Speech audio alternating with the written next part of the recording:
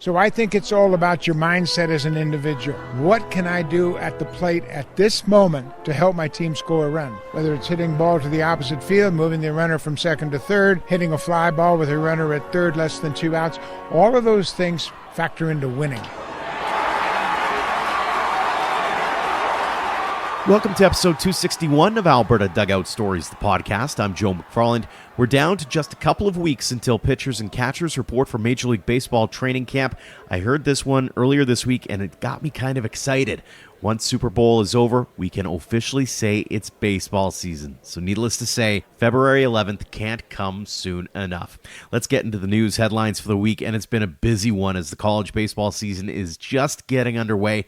Diggs Baseball, an analytics outfit, has done some analysis on the best players at the different college levels, and Calgary's Cohen Aiken is ranked as the top returning pitcher in the NAIA. The Lindsey Wilson College hurler is entering his fourth year with the Blue Raiders after going 6-4 with a 3.16 ERA last spring, but the number that stuck out most to everyone, 110 strikeouts in just 74 innings. The first Alberta batter to get things rolling was Edmonton's Ryan Kusi, who had a home run and a double for Northeastern Junior College as the Plainsmen dumped Garden City 7-1 last Friday. Kusi spent last summer with the Brooks Bombers and was a guest on episode 229 of the podcast. Former Fort McMurray Giants pitcher Jackson Hoense has been named the first GSAC Pitcher of the Week. He allowed just 2 hits and struck out 10 in 5 innings of work as his Arizona Christian Firestorm blanked Oklahoma Panhandle State 6-0 last Friday. A couple of big commitments announced in the last couple of days. Dogs Academy outfielder and first baseman Turner Zadunik is heading to Colby Community College.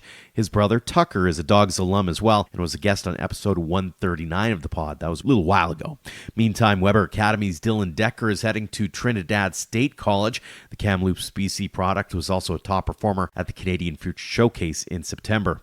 On the Baseball Alberta front, they have a new look. The new blue, white, and yellow rebrand features a bighorn sheep as the primary logo. The bighorn sheep is actually Alberta's official mammal, symbolizing resilience, adaptability, and strong sense of community. If you haven't already, check them out on social, or you can head to baseballalberta.com. And finally, some sad news from the baseball world this week as longtime coach and manager Jimmy Williams passed away. Williams is best known for his time with the Toronto Blue Jays and came through Alberta on a few occasions as part of the Blue Jays winter caravan back in the 1980s. Our thoughts and love go out to those who knew and loved Jimmy Williams, who was 80 years young. Now on to this week's guests, and we're doing something a little different this time around. With the MLB season fast approaching, we thought we'd bring you a trio of guests to provide some insight into Canada's team, the Toronto Blue Jays. The big news this week, of course, has been the signing of veteran DH Justin Turner, and we'll get to that in a minute. But we'll start things off this week with the final guest from the recent Blue Jays Academy National Coaches Clinic at Weber Academy. Former Blue Jay and current broadcaster Buck Martinez was actually the first person I spoke with on mic during the clinic, and we get into giving back to the community, his message for the coaches in attendance, and of course, we get into his thoughts on the Blue Jays heading into the season. Buck, first off, welcome back to Calgary. Walk us through being able to give back to the community and do events such as this. Well, it's awesome because you can see the enthusiasm of the youngsters here, and I think that's the biggest thing that we all get out of it. You know, all of us that have played love the game, obviously, and whenever we can get back to the younger people and give them an opportunity to enjoy playing a little bit more by giving them some fundamental aspects of how you play the game, it might make it a little bit more enjoyable for them as they get back on the field. Mm-hmm.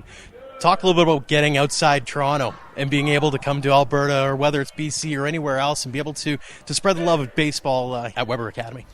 You know, when I first got to Canada back in 1981, about owned the Blue Jays, and we would go coast to coast to coast, and we would hit a lot of communities and just trying to develop a following for the Blue Jays across Canada.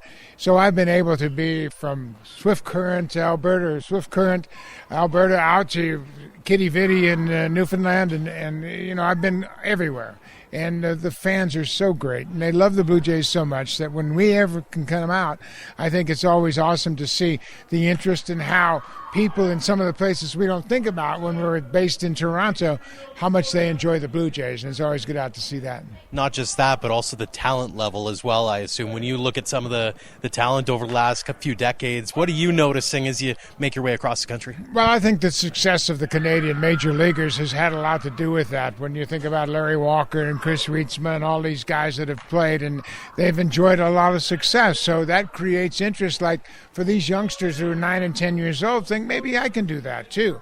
And I think now, because of the reach of colleges from the United States, can come up here, and a lot of these kids that are playing now will have a chance to play in the States and play against better competition and have a chance to really enjoy the game of baseball and maybe at the same time get a great education. So that's always a great goal. Talk a little bit about the message that you've got for the coaches. Obviously, having the kids here is one thing. To be able to talk to those community association coaches and get them on board with what you're trying to sell as far as building the game here in Canada. I think the biggest thing that's a challenge for coaches, whether they're big league coaches or Pee Wee League coaches, it doesn't make any difference, but it's attention span. Kids nowadays want instant gratification, and they don't want to spend a lot of time learning the game of baseball. When I grew up as an 8, 9-year-old, we didn't have all the video games and all that stuff, so we taught ourselves how to entertain ourselves with baseball games, and we did a lot of playing. I had a field in my backyard my dad built for me, and everybody in the neighborhood would come, and we'd play till dark, and you just play all day long. And now the challenge for coaches is to keep it interesting and keep it fast-moving so they always have something to do.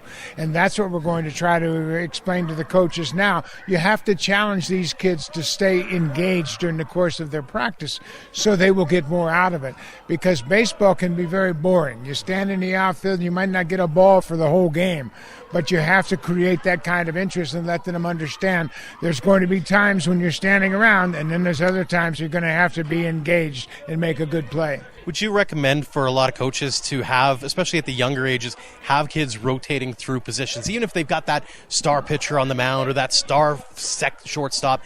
Make sure they're all getting a chance, because you never know where your star is going to end up aligning when they're 11, 12, 13. Yeah, and you know, we see it an awful lot in kids where the best player is your shortstop and your pitcher. And, you know, that's all they learn. But now I think we've learned that if you teach your shortstop how to play third base and you teach him how to play second base, he will understand those positions and maybe understand a little bit more what it means to be a good teammate. So I think not only in baseball, but I encourage the young athletes to play all the sports. It gives you a totally different set of skill sets. Whether you're playing hockey or football or basketball or baseball, each of those sports has a unique set of disciplines that you have to understand. And as you become more, if you become more physical and you gain your strength, you might not really be a great baseball player, but you might be a terrific football player. You just don't know. And, you know, I played with Rick Leach, who was a quarterback in the Rose Bowl for 3 times, and he was a great baseball player. And Kurt Gibson and Bo Jackson, and these guys played multiple sports. And George Springer played every sport that was in season. When he was a kid, he played soccer, he played hockey, he played football, he played basketball, he ran track. And I encourage all the players, young players especially, because if you play one sport year-round, you're never going to allow those muscles to heal and recuperate. But if you play baseball in the summer and hockey in the winter and maybe track in the spring, you'll allow those different muscles to recuperate, and you'll become an overall better athlete. You mentioned the athletic part of it, and you also kind of hinted at the teammate aspect of it. How much of it is teaching these kids that it's beyond the personality aspect too, and to be able to be a good teammate? And you can teach talent, but you can't teach attitude, kind of thing. No, and that's a great point, because the one thing you can always be is a good teammate. You can always be a good teammate by helping your teammate, by picking up baseballs when it's his turn to hit, by throwing batting practice to a good teammate. And unfortunately, even at the major league level, what has happened to the game now is we teach individuals how to play and then ask them to be a team player without ever really practicing as a team. When I was in the major leagues, we had infield practice every single day. So I knew I would stand next to Ernie Witt, and we'd make throws, and we'd receive throws from the outfield, and we would compare notes. Jesse Barfield has that long hop. Lloyd Mosby has a shorter hop. George Bell has a different throw. But we would see that every single day. Now a catcher in the big leagues might get a play at home plate once a week. We had 15 or 16 throws every day in infield practice. So when it came up in the course of the game, we had seen that play already that day. So the fundamental aspect of the game has really been challenged recently, and we see that in the play. The purest form of baseball, in my mind, is the World Baseball Classic. Because if you don't win, you go home. And then it's all about winning. And we have gotten away from that aspect, but it's professional sports. And in professional sports, you're supposed to win the game. So I always encourage team aspect over individuals. You mentioned the Blue Jays. You mentioned George Springer. I'd be remiss if I didn't chat with you a little bit about what you see so far. Obviously, still a little bit of spring training, or a little bit of time before spring training. What do you make of this team? What are you thinking is going to be sort of the bread and butter of the Blue Jays heading into 2024? Well, right now, it's hard to really evaluate 24 until you see what the finished product is at the end of spring training, because there's still moves to be made. The Blue Jays just recently signed a Cuban player that didn't play last year, but he's played in Japan, and he's supposed to be a very talented player. We don't know. He hadn't played in a year. So I think the biggest thing about the Blue Jays is last year they had a phenomenal pitching staff. Everybody was healthy. They only used 26 pitchers all year long, which was the fewest in major leagues. And if that is going to happen again, that would be very fortunate. So you don't understand how each year is going to be different. The Blue Jays don't have a third baseman right now. They don't have a DH right now. But it's a matter of, I'm not going to make a judgment on this team till the end of spring training and see exactly who's on the team. When you look at the roster as it stands now, I know there's a lot of people like, say, Vladimir Guerrero Jr., who wants to see his power numbers go up and get, the runners in scoring position aspect of it. I noticed the coaching staff has changed over a little bit, so that there's maybe the offensive coordinator position with Don, for example. What do you make of the offensive side of the ball, and what are you hoping to see this year from the Jays that maybe they weren't able to accomplish in 2023? I think the Blue Jays need to be more effective with runners in scoring position. They always had a lot of base runners on, but they didn't seem to be able to move that runner along and score him. The game of baseball is all about how many runs you score and how many runs you prevent. The Blue Jays are very good at run prevention. They won the Team Gold Glove last year, and that's fine, and the pitching was outstanding, but at the same time, you got to score more runs than the other team. So I think it's all about your mindset as an individual. What can I do at the plate at this moment to help my team score a run? Whether it's hitting ball to the opposite field, moving the runner from second to third, hitting a fly ball with a runner at third, less than 2 outs, all of those things factor into winning. And that's what the team's supposed to do. You're supposed to win games. And obviously, we want to see them get a little bit further in the playoffs as well, heading into 2024. Final question for you here, Buck. It's one we ask everyone here on the show. What does the game of baseball mean to you? Well, it's always been something I've played out of love. I didn't get drafted out of high school. I went to junior college, and I found out then I was pretty good at it, and I got drafted and signed with the Phillies, and it's the only thing I've ever really known, but it's the passionate thing that keeps us going, and like we're here in Calgary doing this thing because we want to pass that joy and that love of the game to the youngsters. And sometimes baseball seems boring to these kids, but when you understand how unique it is and what kind of skill set it takes, it's a wonderful game, and we just want to pass that along. Fantastic stuff, Buck. Really appreciate the time. Thanks so much for joining us here on the podcast. My pleasure, Joe. You have a great day. Next up is actually a conversation had before Christmas. Our Ian Wilson and his better half Sarah went out for a date night to see a comedian. That performer is also known for being a baseball fanatic. Scott Belford is the host of the Walkoff Podcast and took some time before his set to talk shop with Ian. Joined by Scott Belford on Alberta Dugout Stories, the podcast. We're at the Laugh Shop. Yeah. This is one of the, you're the Shohei Ohtani of the entertainment world, I guess. You wear many hats. I guess why don't we start with your podcast, the Walkoff Podcast. Give us the Cole's notes on it and the origin story. Well, it is interesting because I make my living as a professional stand-up comedian, and of course, when the pandemic hit, everything shut down. So I was sitting at home, I was doing nothing, losing my mind, drinking too much. My wife was getting frustrated with me, right? Tight quarters. Yeah. And my buddy, who I'd been on the road with earlier, had told me that he really enjoyed talking baseball with me, and he was like, you should have a baseball podcast. That guy is Adam Mack, my co-host now. Yes. So he wound up calling me during the pandemic and was like, hey, if I do all the back end stuff, would you like to start a baseball podcast? Should we talk about the Blue Jays? And that's exactly how it went down. And you know what? Fast forward 3 years later, and just last week we hit #2 baseball podcast in Canada. So, Congrats on that. Thank you. And it's Blue Jays focused, obviously. Why Blue Jays? Is it just you grew up a fan? You're like, that's your team? That's exactly what it was. Is I was raised a Blue Jays fan, and I was raised a Blue Jays fan. I had no other choice, right? It was Blue Jays or die at my house growing up, and I was 10. Was that in Calgary? That was. I grew up in Grand Prairie, Alberta, actually. So I was Very up north, yeah. And I was 10 or 11. Yeah. 10 and 11 during 92-93. Yeah. Very impressionable time in a young boy's life, and of course. I wonder what was going on and of course, around that time. World Series champions. You know what's funny? I was also a Flames fan. Okay. So in '89 they won the Stanley Cup. Yeah. Then the Blue Jays won in '92 and '93. And as an 11-year-old boy, my man, I honestly believed that why wouldn't you invest all of your emotional energy into your favorite sports teams? It pays off all the time. Yes. Fast forward 30 years later. So I'm going to put you through the paces a bit because we're on Ohtani watch right now. This podcast episode that I'm interviewing you for, we're probably not going to release until the New Year. So we'll already know. Without naming names, what does a successful offseason look like for the Toronto Blue Jays? Giving themselves the most opportunity to take advantage of these final 2 years of control of Bo Bichette, Vladimir Guerrero Jr., Chris Bassett, Gosman. The list goes on and on of guys that come 2025 or 2026, Springer, they're gone. So I really believe that when it comes to the Toronto Blue Jays, I know that Mark Shapiro and Ross Atkins talked ad nauseum come 2016 and 2017 about waves of talent and how there isn't a window. This is just prolonged success.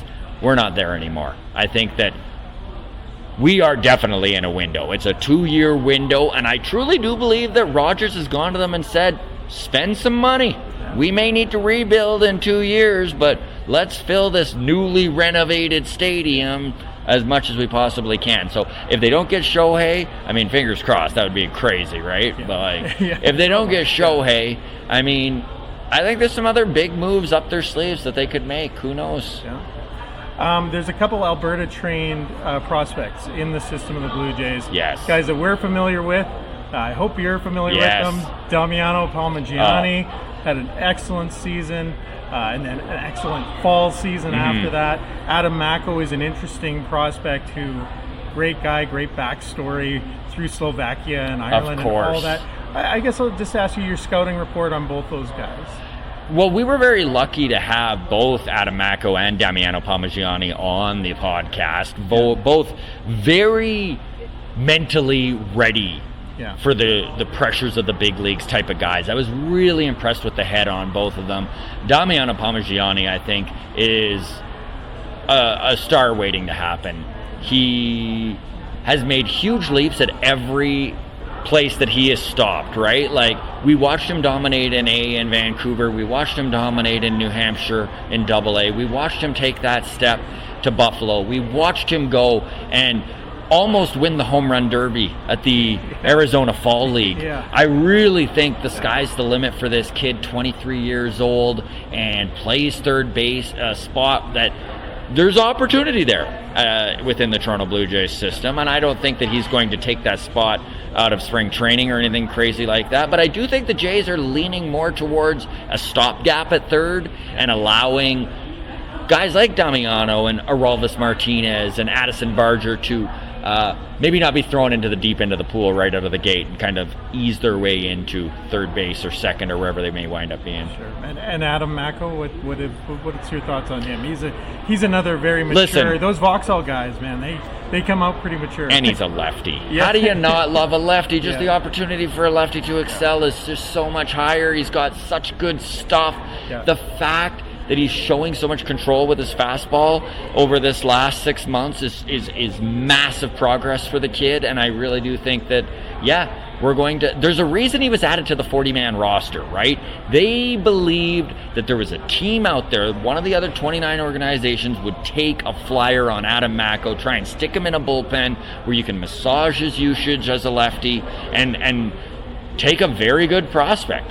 That's why they protected him. Yeah. So yeah, we were having that discussion as well. Are they gonna keep him, or is he gonna be? So it's nice to see they have that faith in him. I agree. Yeah. Talk to me a little bit about the comedy career. How does one get into that? That seems like probably like being a minor league ball player. Quite an easy gig. A series of bad life decisions, really. But I started in Edmonton. I was working in radio at the time up in Grand Prairie, Alberta, and I had to MC the comedy show every week. Oh, okay. And eventually, after doing it a few times, I started writing some jokes and performing a little bit. And fast forward 18 years later, and here we are. So it happened naturally. I got to a point where I was just sick of radio, and I had quit that and moved to Edmonton to pursue comedy, and was working in a warehouse. And that's kind of how that all played out there. Nice. There are some. I was joking about the minor league ball player, but there are some similarities. It's like we talk to so many minor league guys, and I draw that comparison to them all the time. Like, we're on the road just as much. They're like, think about the industries that deal with hecklers. It's actually, like that's where I was going next. It's ball players and comedians. It's the only place people feel comfortable getting drunk and yelling shit, right? Like, on the heckling note, what's the best chirp you've heard? And I assume you have to be like just ready to go with the reply. So, for me, I've had so many hecklers I don't even know, man. I honestly don't even know, and it always goes a different direction. The best baseball heckle I've ever seen, though, was we were at it was a Cracker Cats game back when it was the Cracker Cats in Edmonton, and my buddy was yelling the foot every time the first baseman would lift his foot, so right, left. And at first he didn't really get it, but then he started to understand that every time he lifted which foot, it was like right or left. And then he started to get very self-conscious about it, and like, but also you can't plant your feet, right? Like, you're gonna like move around. It was just like so funny watching him get in his head, and eventually he was just like, he threw his arms up and he was just like, enough! Like, Edmonton, I think, had a very famous heckler too. Oh yeah, there were hecklers. I can't remember the guy's name, but there's a ball guy. Anyway. And then I know you got to get going here, so last question for you. Just the intersection of baseball and comedy. What fertile ground do you see there between the two fields? I just love talking baseball, and I mean, I'm in comedy for a reason, so I think it's just like really fun to kind of be funny and poke fun, and you know, some folks take sports so seriously, but it's not this guy. Awesome. Well, thanks so much, Scott. Hey, Ian, a pleasure, man. And finally, we mentioned earlier that Justin Turner is now a Toronto Blue Jay, which is the first big signing by the club after its run for the big fish, Shohei Ohtani. It's been a weird offseason all around with a few veterans still on the board, and it still feels like the Jays might try to do something else as they're clearly in win-now mode. Someone with his finger on the pulse of the Jays is TSN's Scott Mitchell, who I've actually known for years as he was a sports reporter in Calgary for a few years, and he also filled in with my slo-pitch team, the Rad News Beers, and as I think back, he was actually filling in for Ian at shortstop, so those two weirdly never crossed paths. Anyways, I asked Scott if he had a few minutes on Wednesday, and here's that conversation. Scott, welcome to the show. Thanks for joining us. No problem, buddy. I was trying to debate when the last time we saw each other was. Probably 2016, since I left Calgary in August of 2016. So it's been 7.5 years. And you were probably batting cleanup then, or you batting leadoff? We've been off for a little while, if I'm being honest, but the last time I was definitely lower part of the order because the youth movement is officially upon the Rad News beers. I will say that, including, we've got now kids that are getting to be of age that can actually play, but that's a different story for a different day. Let's get into things here and start with the latest news out of Blue Jays land, and that is Justin Turner is a Toronto Blue Jay. Track record kind of speaks for itself, although the age kind of gets to a lot of people here. What do you think he brings to the table for the Jays? Is he Brandon Belt 2.0 kind of thing? Yeah, that's a good way to look at it. I mean, anytime they sign a player that's within a couple years of my age, I feel good about it, to be honest, for personal reasons. But yeah, look, I mean, Justin Turner has been signing some short-term deals the last couple of years just because of his age, but, he's proven that he's still a very productive hitter. I saw him a ton with the Red Sox last year, and Brandon Belt 2.0 from the right side. I think he did more. Obviously Brandon Belt had some of the back issues last year. He's pretty one in terms of first base, DH, a lefty hitter, so you're platooning him against left-handed pitching. I think Turner brings a little bit more, a little bit more in terms of an everyday kind of DH guy, and you can also have him, dabble at first base, second base, third base, which gives you a little bit more versatility. And, he's not going to be a Gold Glover in any of those spots at his age, but, that versatility helps through a long season. So, yeah, look, his agent did well for him with, the opt-out, the buyout, and then getting $13 million. I think it's a fair deal for the Blue Jays if he brings what he did last year. I think the concern anytime you're 39 years old is where's that cliff and when do you fall off? And, it happens for every player. And, the Blue Jays are obviously betting that it's not this season. And, yeah, he's going to DH for the most part. But that little bit of added versatility is going to help them at points for sure.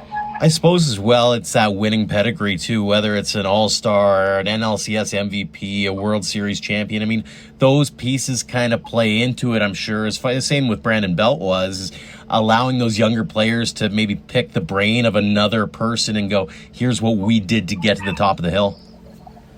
Yeah, totally. That experience is kind of vital. It's also very hard to quantify. It's an interesting kind of narrative surrounding this team right now. Not exactly a young team. They were kind of one of the older teams in baseball last year. And, I think all of the experience that has accumulated over the last 3-4 seasons, it's now or never. I think that winning pedigree, the ability to, get to a World Series and win it, that experience definitely shows up. I know they valued Brandon Belt last year, and I don't know if he's decided on retirement, things like that.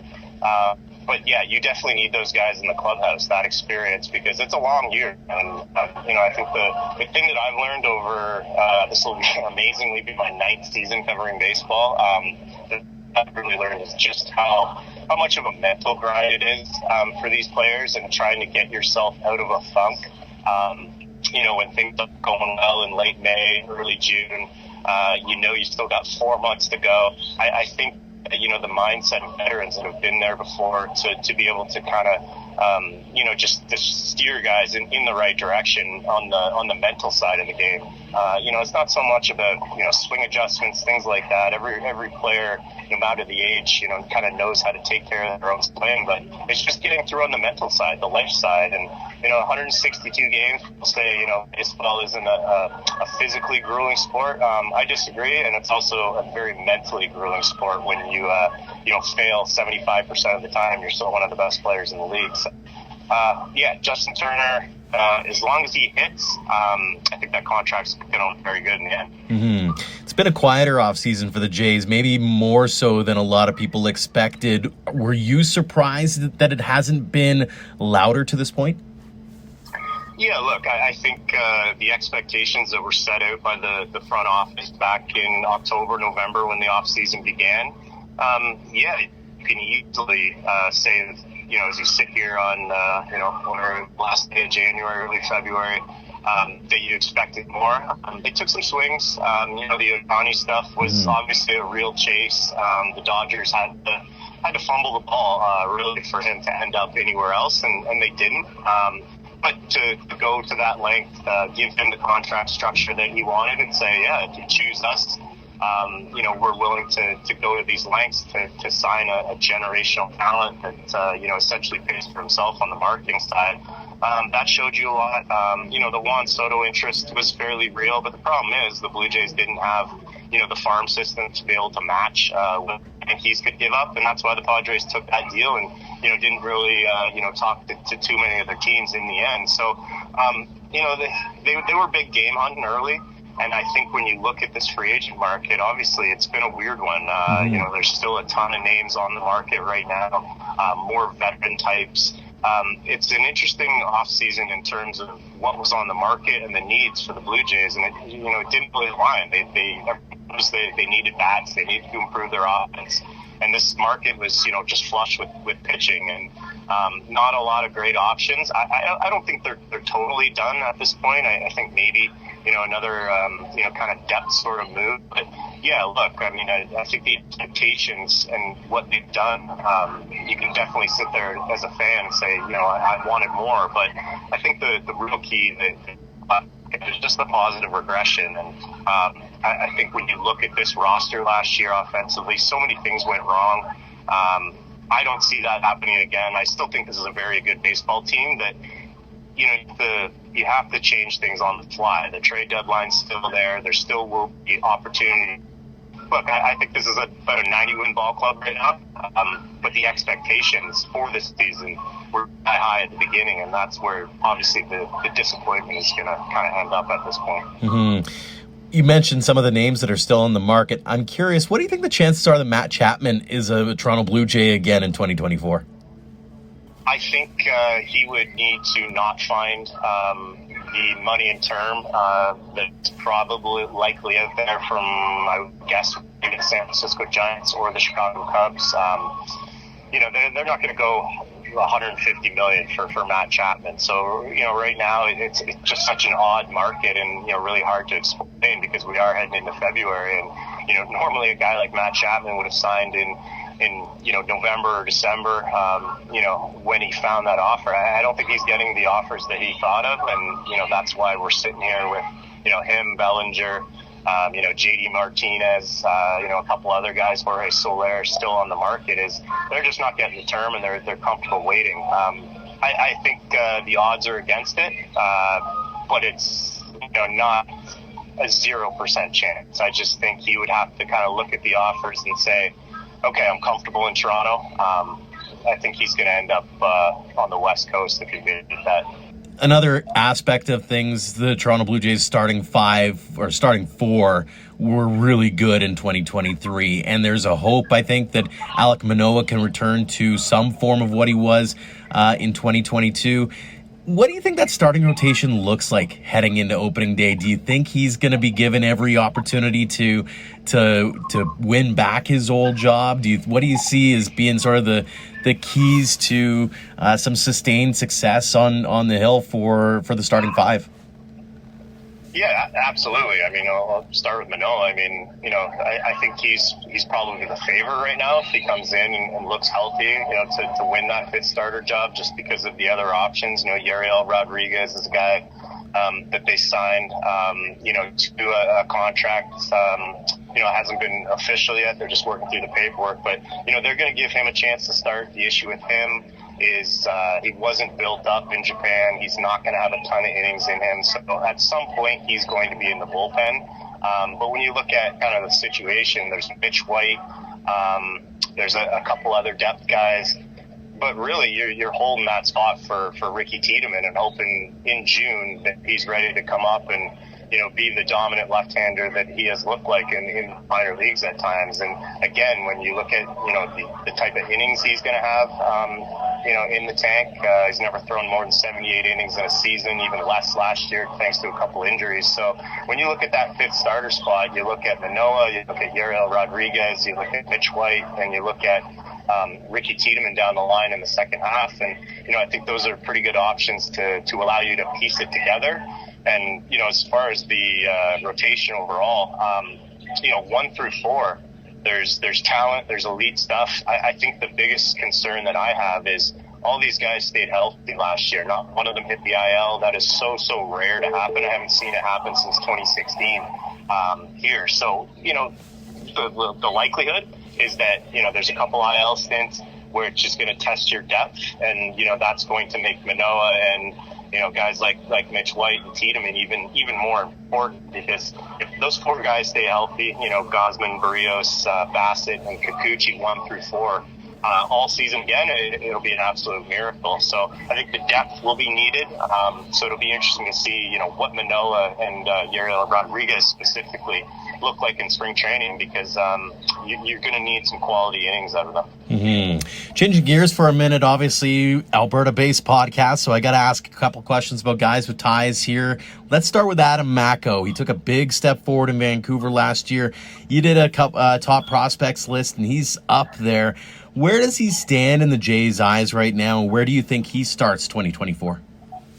Yeah, I love Adam Mako. Electric stuff from the left side. I even knew about him when he was in the Mariners organization, just because of some of the Canadian baseball people I talked to. And yeah, really good end to last year. Overall, inconsistent, but he had 3 or 4 of his best starts of the year down the stretch, and really kind of evened out some of the command issues that he's been dealing with. And that's kind of the issue with Mako. The fastball, he's got a nice looping curveball. He's got, a couple other pitches that he can toy with.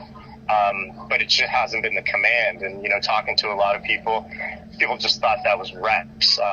Get him on the mound, get him more innings. He's had some injury issues in his career. So I think he kind of maybe saw that at the end of the year, that, as he found more consistency, the command started to come around. So, yeah, that's going to be, one of the more interesting guys to watch early in the season. Should start at AA, obviously a huge test getting into the upper minors, but the stuff is really, really good. So, a lot of people still see starter.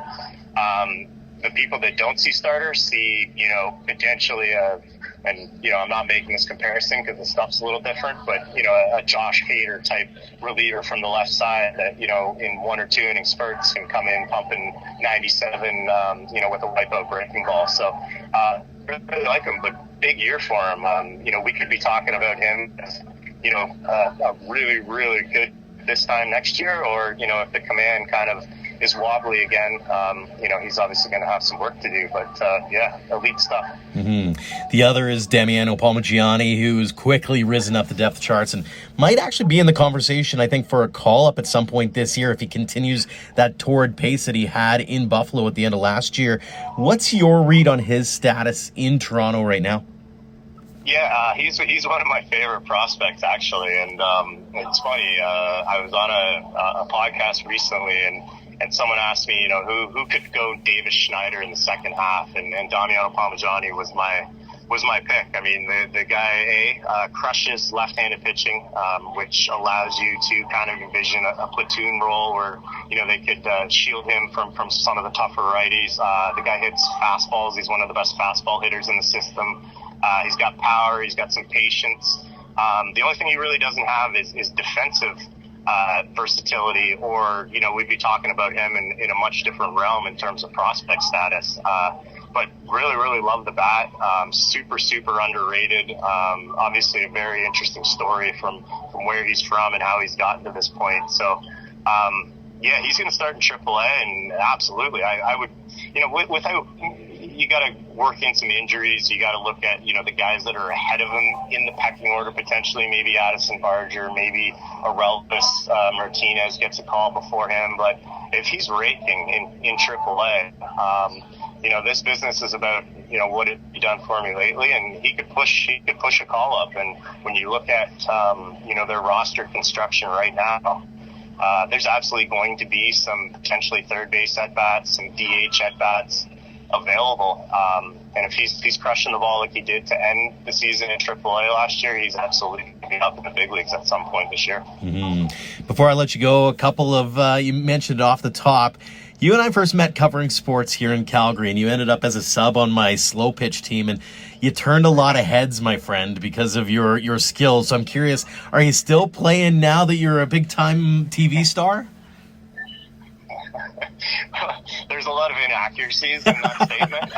Big time TV star is the most glaring one. But yeah. So the funny thing is, when you work in baseball, it's a lot different than being in Calgary working in football. There's a game just about every single night. I have the chance to left side. I'm like the Brandon Belt of slo-pitch.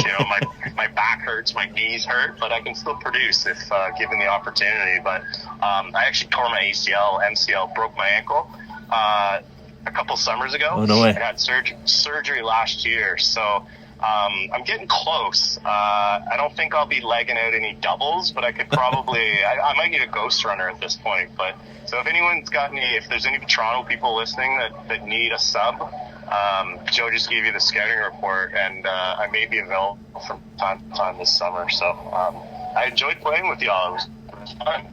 And I've always wondered this. Do Blue Jays reporters get to take a few hacks at Rogers Center from time to time? Like, have you ever been able to hit tanks there yet? Not at Rogers Center. A couple of guys shoved me in the cage in Dunedin a couple of years ago to hit a high-velocity machine. That was an experience. Didn't go so well. I was swinging out off my heels, and there wasn't a whole lot of hard contact. But not at Rogers Center. I'm usually in a suit working. It probably wouldn't go so well. So no, I leave the playing to the professionals these days, Joe. That's fair. But that being said, getting to take a few hacks at Dunedin's probably not a bad way to do things either. Especially when it's cold up north, right? I mean, the worst ways to spend a day for sure. I'm pretty blessed and grateful to do what I do. Absolutely, man. Well, we're really lucky to have you on and chat a little Blue Jays and also reminisce a little bit too. The people don't necessarily know the laughs that happen before and after the record button's been hit. So really appreciate the time as always, Scott. All the best this season. Hope to chat with you again soon. Yeah, man. Anytime. It only took you 9 seasons to have me on. So, anytime you want. I'll be here for you in 9 more years. Shots fired. I appreciate it. Thanks, man. Thanks again to Buck Martinez, Scott Belford, and Scott Mitchell for joining us this week, and thanks to all of you for downloading and listening. If you haven't already, leave us a rating and review on your podcast app, as those actions help spread the word about ADS. We'd also like to tip our caps to our Platinum supporters, the Okotoks Dogs and AHP Academy, for their generosity and support in helping us tell the game stories in our province. Having that support to cover costs like web hosting fees, subscription services, and more is integral to what we do. So if you'd like to join our sponsorship team, head to albertadugoutstories.com/supporters. Until next time, thank you for all of your support online, on social, and on air of Alberta Dugout Stories.